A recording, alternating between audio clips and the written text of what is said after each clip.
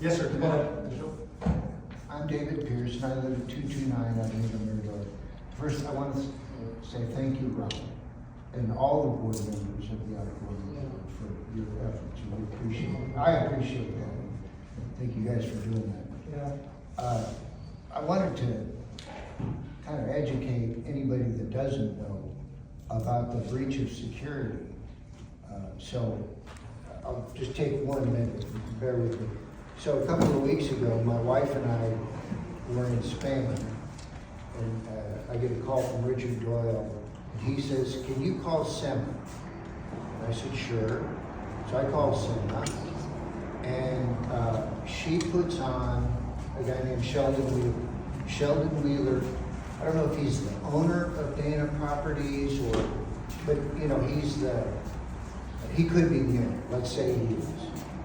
And he spends the next 30 minutes telling me that at another HOA meeting where Dana managed, and they also resided, their office was on that property, he said we had a meeting. He said it was the most chaotic meeting I've ever attended in 30 years of being a property manager. And he said there was a group of members of that HOA who insisted on changing the management, and the president and the attorney, a guy named Hector Phillips, who I know, I'm an attorney also, tried to explain that was not the proper procedure, but they insisted, and it was chaos. He said at the end of the meeting, they took all of the documents, all the ballots, and left the meeting.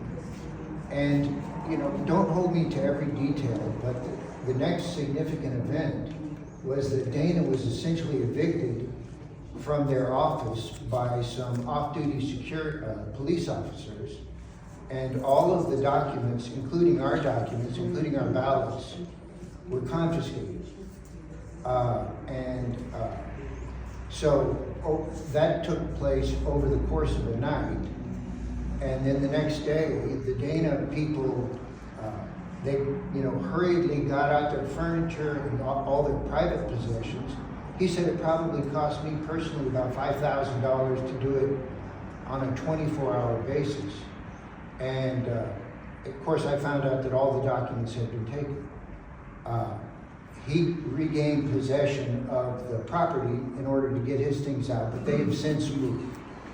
But anyway, at the meeting where there was this chaotic meeting, the people who were insisting that Dana be fired were being essentially directed by Mr. Perkins, and Mr. Wheeler said, I had an attorney trying to explain the law, but they really took his direction as if he was an attorney, not our attorney.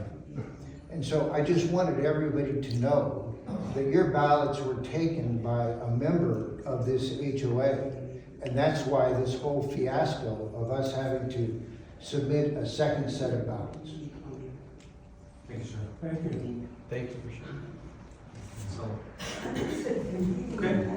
Well,